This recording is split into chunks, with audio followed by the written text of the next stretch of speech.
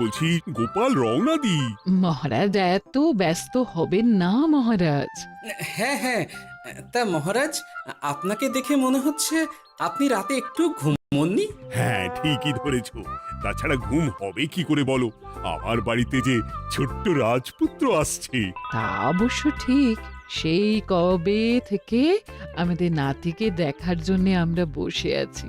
আচ্ছা গোপাল, তুমি এইবারে রওনা দাও, বেশি দেরি করো না, জাহাজ ঢুকবার সময় হয়ে এলো। আপনি কিচ্ছু চিন্তা করবেন না মহারাজ, আমি একদম সযত্নে আপনার নাতি ও বৌমাকে রাজপ্রাসাদে নিয়ে আসব।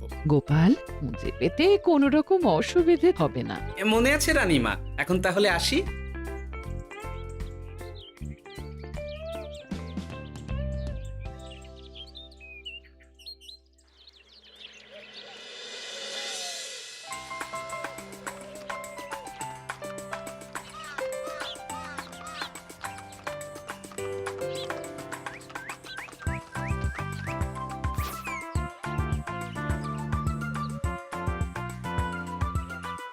এসো এসো বোমা এসো, আরে আমার নাতি বাবু যে।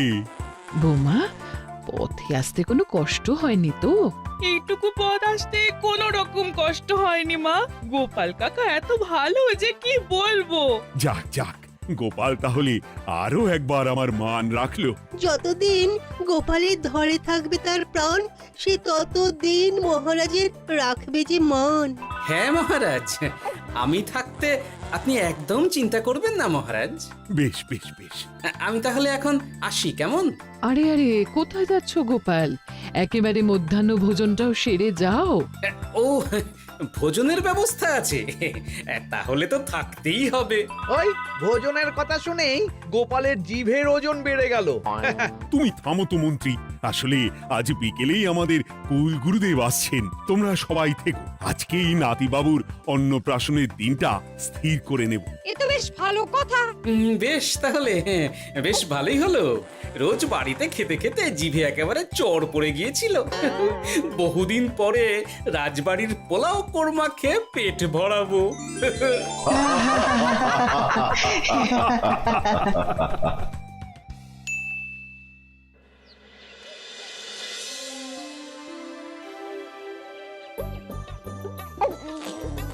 বাহ, তোদের নাতির তো ঢের উন্নতি হবে রে, খুব প্রতিপত্তি হবে, নাম যশ সব হবে, কোনো চিন্তা নেই।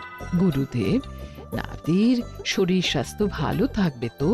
দেখ, এমনিতে খুব একটা কিছু অসুবিধা তো দেখছি না, তবে হ্যাঁ, সম্প্রতি একটা বড় সড়ো ঝড় বয়ে যাবে দেখা যাচ্ছে। কি সর্বনাশ গুরুদেব, এসব কি বলছেন, কথাটা কি সত্যি? আমি মিথ্যা বলি না, যা দেখলাম, ঈশ্বর আমাকে দিয়ে যা বলালেন তাই বললাম। তাহলে কি হবে গুরুদেব? এই বিপদ এড়াবার কি কোনো উপায় নেই গুরুদেব? ওরে, তোরা আমার পুরো কথাটা শোন, কথার মাঝেই যদি এত প্রশ্ন করতে থাকিস তাহলে আমি কিভাবে আমার কথাটা শেষ করব? হ্যাঁ, ক্ষমা করুন গুরুদেব, আপনি বলুন বলুন। শোন, ওর কপালে ঝড় থাকলেও সে ঝড় ঠিক কেটে যাবে, চিন্তা করিস না, ভগবান আছেন, উনি বিপদ ঠিকই কাটিয়ে দেবেন। যখন বিপদ চরম সীমায় পৌঁছে যায় তখন ঈশ্বর নিজে এসে আমাদের বিপদ মুক্ত করে। সত্যি গুরুদেব, ঈশ্বর নিজে আসেন? হ্যাঁ, নিজে আসেন। জয় গুরুদেবের জয়। গুরুদেব, এইবারে তাহলে আপনি একটা শুভ দিন বলে দিন, নাতি বাবুর অন্নপ্রাশনটা ধুমধাম করে দিতে হবে তো। আজকের পর থেকে ঠিক 3 দিন বাদে একটা খুব ভালো দিন আছে, ওই দিন তাহলে অন্নপ্রাশনের ব্যবস্থা কর। বেশ বেশ, তবে তাই হবে গুরুদেব, তাই হবে। গোপাল, তাহলে সব কিছুর বন্দোবস্ত করা শুরু করো। সে আর বলতে রানীমা, আমি আগামীকাল থেকেই একদম জোর কদমে মাঠে নেমে পড়বো। হ্যাঁ রানীমা, আমি কোনো দায়িত্ব নেব নাকি? না থাক, যদি প্রয়োজন হয় তুমি গোপালকে সাহায্য করো।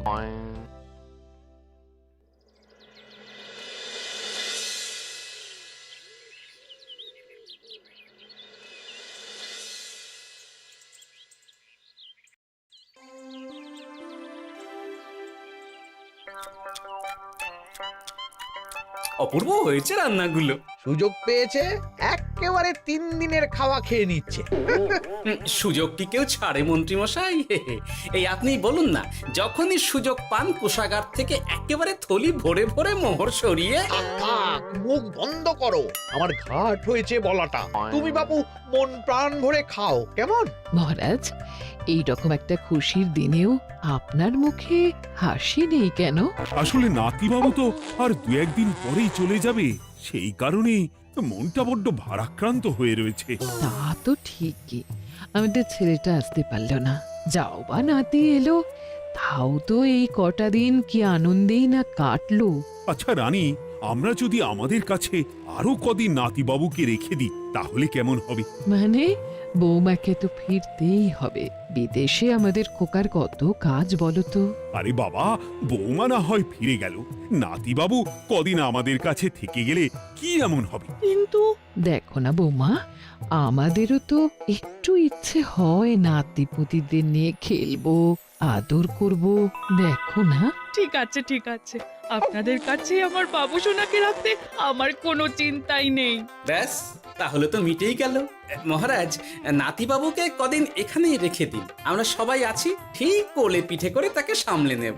বাবা বাবা বাবা, গোপাল তোমার সব দিকে কান খোলা থাকে তাই না? মহারাজ, আমি হলাম ভাঁড়, তাই মাটির ভাঁড়ের মুখটা যেমন খোলা থাকে তেমন আমার কানটাও সব সময় খোলা থাকে, বুঝলেন?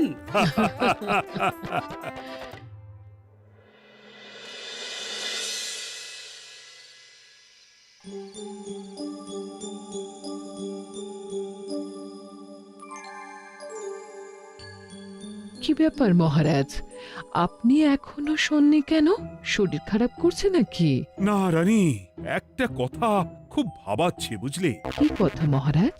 এই যে সেদিন গুরুদেব বললেন না, যখন গভীর বিপদ আসে তখন ঈশ্বর নিজে আসেন বিপদে মোকাবিলা করার জন্য। হ্যাঁ মহারাজ, বললেন তো। আচ্ছা, ঈশ্বর কি বিপদে সত্যিই নিজে আসেন? কিন্তু তিনি নিজে তো বিশাল শক্তিধর, ক্ষমতাবান, তাহলে তিনি নিজে না এসে অন্য কাউকে পরিস্থিতির মোকাবিলা করতে পাঠান না কেন? মহারাজ, ঈশ্বর কখনো কখনো নিজেই হয়তো আসেন, অথবা কখনো কারো দ্বারা বিপদ খণ্ডন করেন। ব্যাপারটা খুবই সহজ মহারাজ। না না, কিন্তু আমার মনে হয়। মহারাজ, আপনার কি মনে হয় আমি জানি না, তবে আমার যা মনে হয় আপনাকে বলেছি। আগামীকাল একবার সভাসদদের প্রশ্নটা করতে হবে, দেখি তারা কি বলে। আগামীকাল সকালে আবার বৌমা ফিরে যাবে।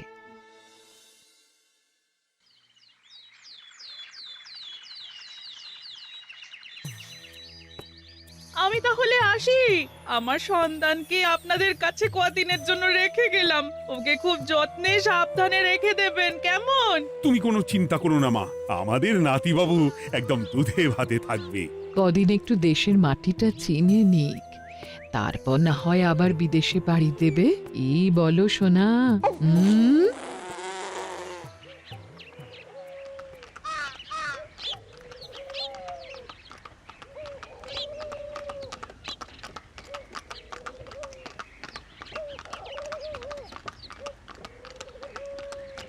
বৌমা তো চলে গেল, এইবারে তাহলে আমরাও যাই। আজকেও নিশ্চয়ই বৌমার ফিরে যাওয়া উপলক্ষে রাজসভা বন্ধ থাকবে। ভুলেও এই সব কথা ভেবো না মন্ত্রী, চলো এইবারে সবাই রাজসভায় চলো, তোমাদেরকে একটা খুবই গুরুত্বপূর্ণ প্রশ্ন করব। সেরেছে, মহারাজ আবার কি প্রশ্ন করবেন ভগবান জানে। সবাই রাজসভায় এসো।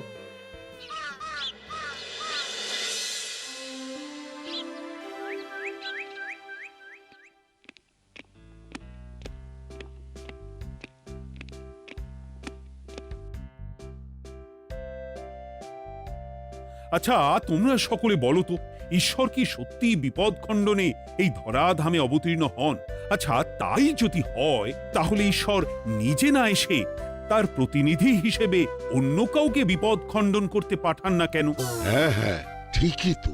কেন কেন, ঈশ্বর তো মহাশক্তিধর, উনি চাইলেই যা খুশি তাই করতে পারেন। মহারাজ, আমাদের যেমন ইচ্ছে হলে আমরা খাই দাই ঘুমাই ঘুরে বেড়াই, ঠিক সেই রকম ঈশ্বরেরও ইচ্ছা হয় নিজে নেমে এসে জগতের কল্যাণ করার। না না না, আমি কিন্তু আমার প্রশ্নের যথাযথ উত্তর পেলাম না। এই গোপাল, তুমি কিছু বলো না, একদম মুখে কুলুপ দিয়ে বসে আছো কেন? হ্যাঁ, না মহারাজ, মুখে কুলুপ দিয়ে নেই, আসলে খিদেতে পেটে ছুঁচো দৌড় দিচ্ছে।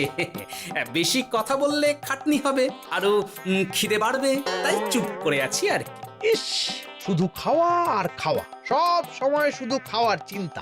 গোপাল, ছি, লজ্জা করে না? এমন একটা গুরুত্বপূর্ণ সময়ে তুমি আমার প্রশ্নের উত্তর না দিয়ে মনে মনে খাবারের কথা ভাবছো। আসলে মহারাজ, ওই না খেলে যে মাথাটা কাজ করে না, পেটে খিদে মুখে লাজ, এমন করলে তো মগজটাই পুরো ঘেঁটে ঘ হয়ে যাবে মহারাজ। বেটাকে তাড়িয়ে দিন। যাও যাও গোপাল, আমার রাজসভা থেকে এক্ষুনি বিদে হও দেখি। যাও যাও, তুমি যাও। যার সব সময় শুধু খাওয়ার চিন্তা, এমন পেটুককে সভায় রেখে আমার কোনো কাজ নেই। কিন্তু মহারাজ, চুপ, একদম চুপ। তুমি যাও গোপাল, যাও। যদি কোনোদিনও উত্তর খুঁজে পাও, তবেই আবার এই সভায় তোমার মুখ দেখিও।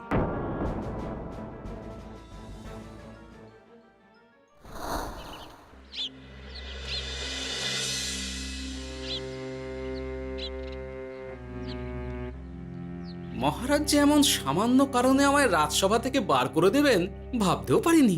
এখন কি যে করি, একে তো মাসের শেষ, সংসারে তুমুল টানাটানি।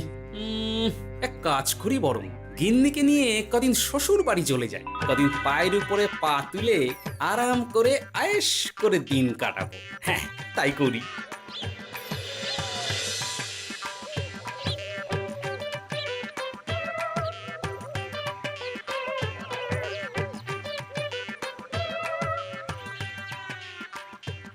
গিন্নি, ও গিন্নি,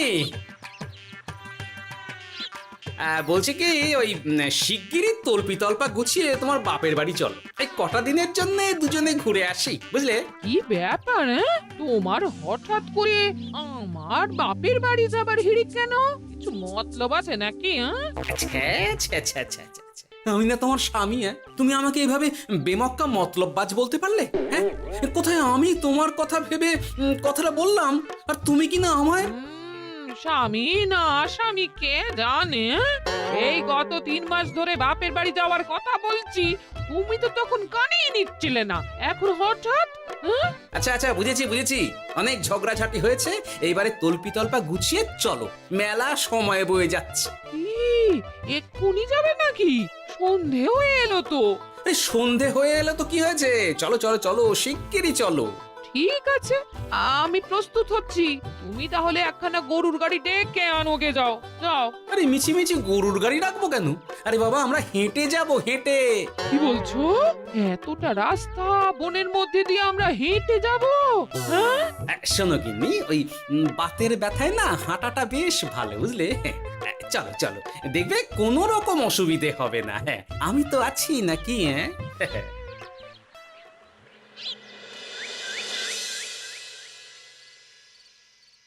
বাবা, হ্যাঁ, বনটা বেশ ঘন। বলি, এই সময়ে এই বনের মধ্যে দিয়ে কেউ হেঁটে যায়?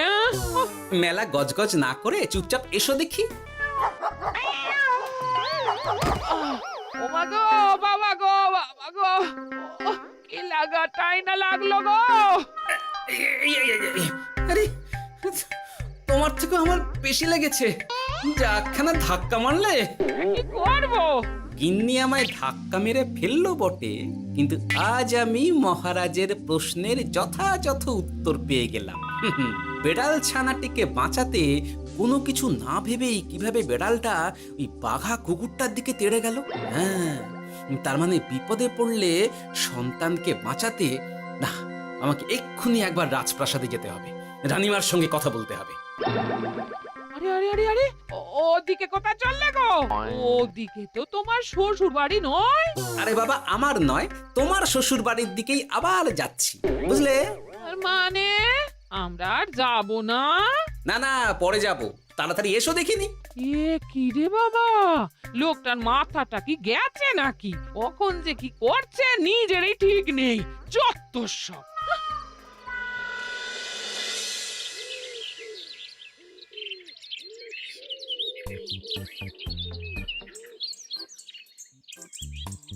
আরে গোপাল দাদা, তুমি এখন কি ব্যাপার গো?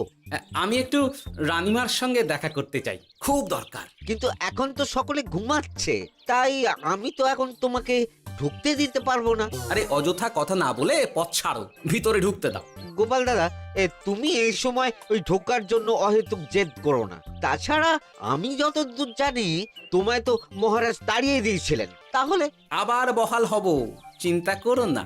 দয়া করে এখন ঢুকতে দাও। গোপাল দাদা। আহ পেয়াদা, এই এই কি ব্যাপার? এত হইচই কিসের? কি হয়েছে?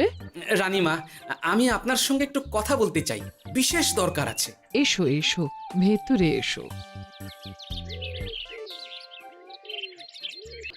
তাহলে মহারাজকে তোমার পরিকল্পনা মতো বাইরে নিয়ে যেতে পারলেই উনি ওনার প্রশ্নের উপযুক্ত জবাব পেয়ে যাবেন, বলছো?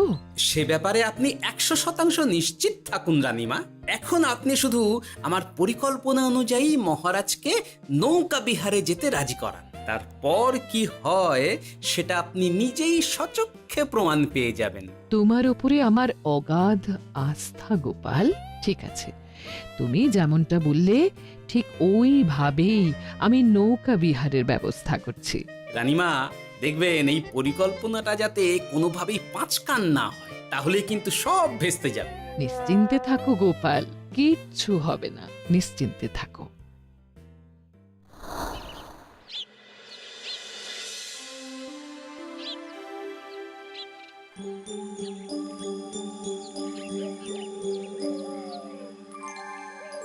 মহারাজ আবার বেজার ভোগ করে গেছেন। কি করব, আমি এখনো যে আমার প্রশ্নের উত্তর খুঁজে পাইনি। এইভাবে আপনি আর কতদিন মুখ ভার করে বসে থাকবেন শুনি? কি জানি, কিছুই আর ভালো লাগে না যে। বলছি শুনুন না মহারাজ, নাতিকে নিয়ে চলুন না, আমরা একটু নৌকা বিহারে যাই, তাহলে ওরও ভালো লাগবে আর আপনার মনটাও বেশ অন্যরকম হবে। ঠিক আছে, তাহলে চলো একটু নৌকা বিহার করে আসি।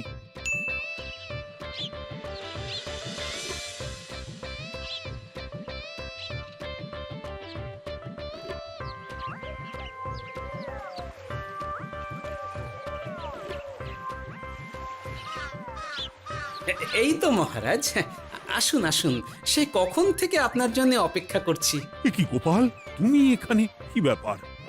তোমার সঙ্গে তোমার স্ত্রীও আছেন দেখছি। মহারাজ, কতদিন আপনাকে দেখিনি বলুন তো, তাই আজকে একদম সস্ত্রীক চলে এলাম। চলুন চলুন, সকলে মিলে নৌকো বিহার করে আসি।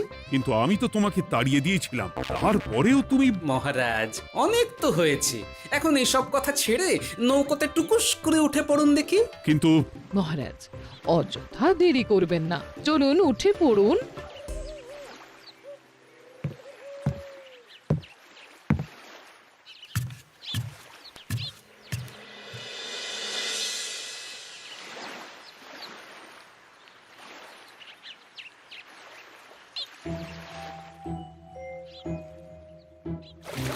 এ কি,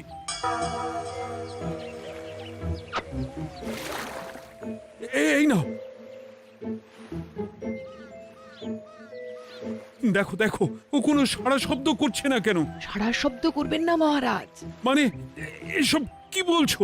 এই পুটুলির ভেতরে তো আপনার নাতি নেই, এখানে নাতির বদলে রয়েছে একখানা খেলার পুতুল। এসব কি বলছো তুমি? এইটা যদি পুতুলি হয় তাহলে আমার নাতি বাবু কোথায়? হ্যাঁ, আপনার নাতি এইখানে একদম সুরক্ষিত অবস্থাতেই আছে। যাক বাবা, আমি যে কি ভয় পেয়ে গেছিলাম তার কি বলবো। কিন্তু রানী, তুমি আমার সঙ্গে হঠাৎ কেন এমন ছলনা করলে? হ্যাঁ, আমার কথাই মহারাজ। কেন? আসলে আমি আপনাকে এই ঘটনার মধ্যে দিয়ে আপনার প্রশ্নের আসল উত্তরখানা দিতে চেয়েছিলাম, তাই। গোপাল, কি বলতে চাইছো একটু খুলে বলো তো। আপনি জানতে চেয়েছিলেন যে ঈশ্বর যেহেতু বিশাল ক্ষমতাধর, তাই সন্তানের বিপদে তিনি নিজে না এসে অন্য কাউকেও তো তার প্রতিনিধি হিসাবে বিপদটা কাটাতে পাঠাতে পারেন। হ্যাঁ, কিন্তু তার সঙ্গে এই ঘটনার কি সম্পর্ক শুনি? মহারাজ, পুতুলটি যখন জলে পড়ে গেল তখন আপনি সেটিকে নিজের নাতি ভেবেই একবারও কারুর জন্য অপেক্ষা না করে নিজের প্রাণের তোয়াক্কা না করে নাতিবাবুকে রক্ষা করলেন। মহারাজ, আমরা ঈশ্বরের মানব সন্তান। ঈশ্বর আমাদের সকলের হৃদয়ের ভিতরে বসবাস করে, তাই বিপদ হলেই তিনি ছুটে আসেন, কখনো নিজে, আবার কখনো বা কোনরূপ প্রতিনিধি মারফত। তাই ভবিষ্যতে আর কোনোদিনও ঈশ্বর সম্পর্কিত কোনরূপ সংশয় মনে রাখবেন না, কেমন? সাধু সাধু, ধন্য তোমার বুদ্ধি হে গোপাল। সত্যি যেভাবে তুমি একটা ঘটনার মধ্যে দিয়ে আমায় আমার প্রশ্নের উত্তরটা ব্যাখ্যা সমেত, তার কোনো তুলনা হয় না। তোমার যে আর কিভাবে প্রশংসা করব তাই ভাবছি। মহারাজ, আমার আর প্রশংসা না করে ওই পেট পুরে একটু ভালো মন্দ খাওয়ান তো দেখি, তাহলেই হবে, আর কিচ্ছু চাই না। আচ্ছা আচ্ছা, বেশ বেশ, তাই হবে। আগামী 7 দিন তোমার সস্ত্রীক সহ রাজবাড়িতে দুবেলা আহারের নিমন্ত্রণ থাকলো, কেমন? ব্যাস, আর কি চাই?